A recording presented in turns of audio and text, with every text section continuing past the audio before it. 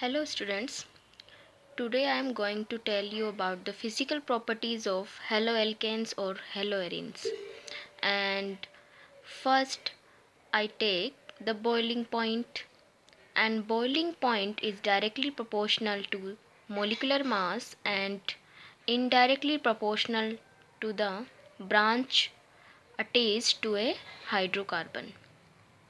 And here this is the first example, that is A, B and C, and here it is the boiling point can be calculated according to the molecular mass, and you all know that this one, that is B has the lowest molecular mass, and then C, and after C the highest molecular mass is of A.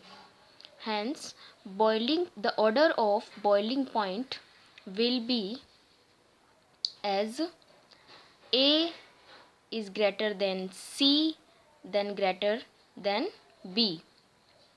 It means A का क्योंकि molecular mass highest है, इसलिए इसका boiling point भी highest होगा. And उसके बाद में मोलिकुलर मास A से कम C का है जो कि B से ज़्यादा है, इसलिए इसका मोलिकुलर मास इन दोनों A से कम और B से ज़्यादा होगा. तो इनका ऑर्डर हो जाएगा A, C then B. Decreasing order है ये. उसके बाद में नेक्स्ट एग्जांपल है जिसका जो बॉइलिंग पॉइंट का जो ऑर्डर है वो ब्रांच के बेसिस पे दिया जाएगा, क्योंकि देखिए यहाँ पे मोलिकुलर मास जो है वो लगभग सभी का सेम है. बी का थोड़ा सा मीन्स ए, बी एंड सी. तो सबसे ज़्यादा मोलिकुलर मास ए का हो जाएगा, क्योंकि ए का मोलिकुलर मास ज़्यादा है बी और सी से, क्योंकि यहाँ पे देखिए 5 कार्बन है, 1, 2, 3, 4 एंड 5 और एक क्लोरीन है. जबकि बी में और सी में 4 कार्बन है और एक क्लोरीन एटम है. तो बी और सी में देखिए एक ब्रांच है, तो मोलिकुलर मास जिसका ज़्यादा होगा उसका बॉइलिंग पॉइंट हाईएस्ट होगा. उसके बाद में जिसका मोलिकुलर मास कम होगा, तो बी और सी का मोलिकुलर मास सेम है, लेकिन बी में ब्रांच नहीं है और सी में एक ब्रांच है. इसकी वजह से सी का मोलिकुलर मास सबसे कम हो जाएगा. उसके बाद में हम बात करते हैं, मैंने एक और एग्जांपल लिया है जो आप देख लीजिएगा. उसके बाद है फिजिकल स्टेट. और फिजिकल स्टेट के बारे में ये एक चीज़ मैंने आपको 11th क्लास में बताई थी कि ऐसे एटम्स जिनका मोलिकुलर मास कम होता है, यानी कि जो छोटे मोलिक्यूल्स होते हैं 1, 2 और 3 कार्बन वाले, वो मोस्टली गैसियस स्टेट में होते हैं. फिर उसके बाद 5 to 6 कार्बन कंटेनिंग जो कंपाउंड्स होते हैं हाइड्रोकार्बन्स, वो लिक्विड स्टेट में होते हैं, और उससे हायर मोलिकुलर मास वाले सॉलिड स्टेट में होते हैं. उसके बाद आती है बात सोल्यूबिलिटी की. तो सोल्यूबिलिटी की बात करते हैं तो हमें पता होना चाहिए कि ऑर्गेनिक कंपाउंड्स जो होते हैं, it means hydrocarbons, they are very less soluble in water, और हम ये भी बोल सकते हैं कि इनसोल्यूबल होते हैं वो पानी में. क्यों? क्योंकि ऑर्गेनिक कंपाउंड्स ऑर्गेनिक सॉल्वेंट्स में ही डिज़ोल्व होते हैं. क्योंकि ये चीज़ भी आप लोगों को मैंने बताई थी कि आयनिक कंपाउंड्स आयनिक में डिज़ोल्व होते हैं, और जो ऑर्गेनिक कंपाउंड्स होंगे यानी कि जो कोवेलेंट नेचर के होते हैं वो कोवेलेंट कंपाउंड्स में ही डिज़ोल्व होते हैं. उसके बाद डाइपोल मोमेंट की जो बात हमने ऑलरेडी कर ली है, और ये एक एग्जांपल है कि जिसके अंदर जैसे जैसे जो सिमेट्रिक मॉलिक्यूल होता जाता है, यानी कि CCl4 जो होता जाता है, CCl4 का जो डाइपोल मोमेंट है वो 0 होता है, क्योंकि टेट्राहेड्रल शेप है और सारे के सारे बॉन्ड एंगल होंगे इसके 109.28 डिग्री का. तो इस क्योंकि ये सिमेट्रिक मॉलिक्यूल है, तो इसका जो रिजल्टेंट डाइपोल मोमेंट होगा वो 0 हो जाएगा. तो जैसे जैसे सिमेट्रिसिटी बढ़ती है वैसे वैसे डाइपोल मोमेंट घटता है. उसके बाद हम केमिकल प्रॉपर्टीज़ की बात करते हैं. तो केमिकल प्रॉपर्टीज़ में आ जाती है chemical reactions related to the functional group. Functional group ही डिसाइड करता है किसी भी हाइड्रोकार्बन में वो किस तरीके की केमिकल रिएक्शंस शो करेंगे। तो ये देखिए केमिकल जो हेलो एल्केन्स होते हैं वो 3 तरीके की केमिकल रिएक्शन शो करते हैं, जिसमें फर्स्ट और मोस्ट इम्पोर्टेंट है न्यूक्लियोफिलिक सब्स्टिट्यूशन रिएक्शंस। तो nucleophilic substitution reactions are the characteristic property of halo alkanes. Then halo alkanes elimination reaction भी शो करते हैं और रिएक्शन विद मेटल्स के साथ में रिएक्शन करते हैं। तो इनकी जो केमिकल रिएक्शंस हैं हेलो एल्केन्स की, उनको 3 कैटेगरीज में हमने डिवाइड कर रखी है। उसके बाद हम फर्स्ट टाइप ऑफ रिएक्शन लेते हैं, that is nucleophilic substitution reaction. And nucleophilic substitution reaction, देखो जैसे मैंने आपको बताया ही था कि nucleophilic it means during the substitution reaction जो इंटरमीडिएट बनते हैं वो क्या बनते हैं, न्यूक्लियोफिलिक, और न्यूक्लियोफिलिक होते हैं nucleus loving. It means these carry negative charge. तो ऐसी सब्स्टिट्यूशन रिएक्शंस जिनमें इंटरमीडिएट न्यूक्लियोफाइल बनती हैं वो हेलो एल्केन्स की कैरेक्टरिस्टिक प्रॉपर्टी होती है। और न्यूक्लियोफिलिक सब्स्टिट्यूशन रिएक्शन को 2 कैटेगरीज में डिवाइड किया गया है, SN1 एंड SN2। और देखिए इसके लिखने का तरीका यही रहेगा, S कैपिटल लेटर में लिखा जाएगा, उसके नीचे की तरफ राइट हैंड साइड में कैपिटल लेटर में N लिखा जाता है और ऊपर की तरफ 1।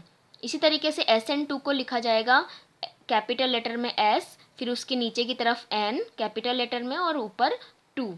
तो इनको लिखने का तरीका यही फॉलो करना है हमें। उसके बाद हम बात करते हैं सबसे पहले SN1 रिएक्शन की। इम्पॉर्टेंट रिएक्शंस हैं दोनों एग्ज़ाम के लिए। तो SN1 रिएक्शन जो होते हैं, देखो इसका 1 जो होता है इसका मतलब होता है unimolecular. 1 means unimolecular, N means nucleophilic and S for substitution. तो इसका पूरे का क्या मतलब हो जाएगा, यूनिमोलिक्यूलर न्यूक्लियोफिलिक सब्स्टिट्यूशन रिएक्शंस। और इन रिएक्शन में जो ये रिएक्शन होती है वो 2 स्टेप्स में होती है। First step is formation of carbocation, यानी फर्स्ट स्टेप में कार्बोकेटाइन बनता है। अब देखिए यहाँ पे मैंने एक टर्शरी ब्यूटाइल क्लोराइड लिया है, ठीक है, टर्शरी ब्यूटाइल क्लोराइड जो कि एक 3 डिग्री एल्किल हैलाइड है। 3 डिग्री क्यों है, क्योंकि ये जो कार्बन जिस पे Cl जुड़ा हुआ है वो 3 डिग्री है। अब ये सबसे पहले क्या होता है कि C और Cl यानी कार्बन और क्लोरीन के बीच का जो ये कोवेलेंट बॉन्ड है वो टूटता है, वो ब्रेक होता है, और ये एक स्लो प्रोसेस होती है। जैसे ही बॉन्ड ब्रेक होता है ये हेट्रोलाइटिक फिजन होगा, है ना। हेट्रोलाइटिक फिजन में क्या बनते हैं, कैटायन एंड एनायन। तो इस तरीके से एक तो बनता है 3 डिग्री कार्बोकेटायन। 3 डिग्री क्यों बोला मैंने, क्योंकि जिस कार्बन पे पॉजिटिव चार्ज आया है वो 3 डिग्री है, यानी कि टर्शरी कार्बन है। और टर्शरी कार्बन क्यों है, क्योंकि वो 3 कार्बन से जुड़ा हुआ है। तो इस तरीके से ये टर्शरी कार्बोकेटायन बनता है। और दूसरा जो आयन बनेगा वो बनेगा क्लोराइड आयन। तो ये तो फर्स्ट स्टेप होती है SN1 रिएक्शन की। द नेक्स्ट स्टेप में क्या होता है कि जो बेस है यानी कि जो न्यूक्लियोफाइल है वो कार्बोकेटाइन पे अटैक करेगा। तो उसकी बात हम करते हैं। उससे पहले ये रिएक्शन जो है, देखिए इस रिएक्शन को यूनिमोलिकुलर क्यों कहा गया है। यूनिमोलिकुलर इस रिएक्शन को इसलिए कहा गया है क्योंकि जब ये रिएक्शन होती है तो जो इसकी रेट ऑफ रिएक्शन होती है, रेट ऑफ रिएक्शन मीन्स इस रिएक्शन की स्पीड। तो रेट ऑफ रिएक्शन जो होती है वो इस रिएक्टेंट की कंसंट्रेशन पे डिपेंड करती है। और ये जो रिएक्टेंट है वो कौन है, एल्किल हैलाइड। तो देखिए यहाँ पे rate of reaction equal to KRX। RX means haloalkane, okay. और यहाँ पे ये जो K है इट इज़ रेट कांस्टेंट। और इसके जो ये जो फॉर्मूला है वो कहाँ से आया है, कैसे इसको डिराइव किया गया है, उसकी बात हम हमारे फिज़िकल केमिस्ट्री का एक टॉपिक है केमिकल काइनेटिक्स, वहाँ पर इसको डिटेल में समझेंगे। इसके बाद देखिए नेक्स्ट स्टेप जिसकी बात हम करते हैं वो है इसी की SN1 रिएक्शन की जो नेक्स्ट स्टेप है, सेकेंड स्टेप, वो है अटैक ऑफ न्यूक्लियोफाइल। तो नेक्स्ट स्टेप में देखो फर्स्ट स्टेप में जो कार्बोकेटाइन बना था 3 डिग्री कार्बोकेटाइन, उसके ऊपर एक्वस NOH। देखिए यहाँ पे एक्वस जो वर्ड लिया है मैंने उस पर ध्यान रखने की बात है। एक्वस जरूरी है ध्यान रखना, क्योंकि एक्वस NOH की प्रेजेंस में ही ये रिएक्शन होती है। तो यहाँ पर 3 डिग्री कार्बोकेटाइन पर जब यहाँ से NaOH में से OH माइनस अलग होता है, OH माइनस न्यूक्लियोफाइल का काम करता है, और वो न्यूक्लियोफाइल क्योंकि ये खुद नेगेटिव है तो पॉजिटिव कार्बन पे अटैक करेगा, और इस तरीके से जो ROH है यानी कि अल्कोहल है वो बनता है, ठीक है, जो कि हमारा मेन प्रोडक्ट है। इसके बाद हम बात करते हैं now the factor affecting SN1 reaction.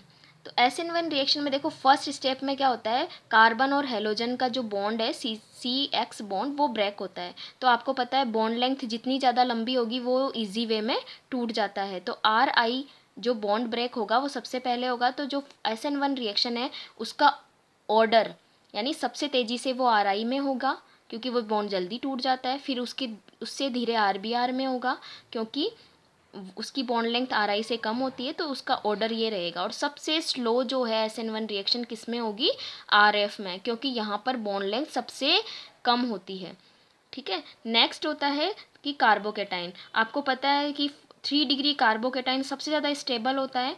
तो जो 3 डिग्री एल्किल हैलाइड है उसमें ये जो SN1 रिएक्शन है वो स्पीड में होगी, यानी हाईएस्ट रेट ऑफ रिएक्शन किस में होगी, 3 डिग्री कार्बोकेटाइन में। उससे कम होगी 2 डिग्री में, और सबसे कम होगी 1 डिग्री में। इसका सेम रीज़न है स्टेबिलिटी ऑफ कार्बोकेटाइन, क्योंकि कार्बोकेटाइन इंटरमीडिएट बनता है तो वही कार्बोकेटाइन ज़्यादा बनेगा जो मोस्ट स्टेबल है। उसके बाद है नेचर ऑफ सोलवेंट। तो नेचर ऑफ सोलवेंट की जब भी हम बात करते हैं तो हमें वही चीज़ रिपीट करनी है कि क्योंकि यहाँ पे कार्बोकेटाइन और एनायन, ओके, यहाँ पे क्या बनते हैं, प्लस और माइनस, यानी कि आयंस बनते हैं। तो आयनिक आयंस बनते हैं। तो ये जो रिएक्शन है SN1 वो ज़्यादा किस तरीके के सॉल्वेंट में होगी, आयनिक सॉल्वेंट में। नेक्स्ट हम बात करेंगे SN2 रिएक्शन की।